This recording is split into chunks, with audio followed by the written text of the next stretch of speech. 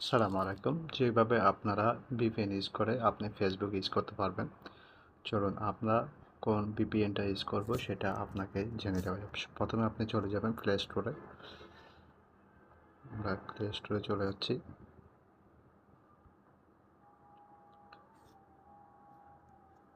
Play স্টোরে আসার পর আপনি এখানে জাস্ট লিখে দিবেন VPN।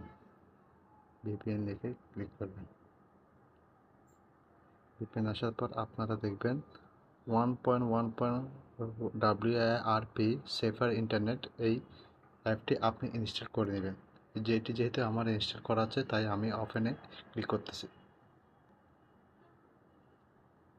ক্লিক করার পর আপনার সামনে এরকম আসবে, আপনি জাস্ট ডিসকানেক্ট এই ক্লিকটাকে ক্লিক করলে আপনার ভিপিএনটা চালু হয়ে যাবে।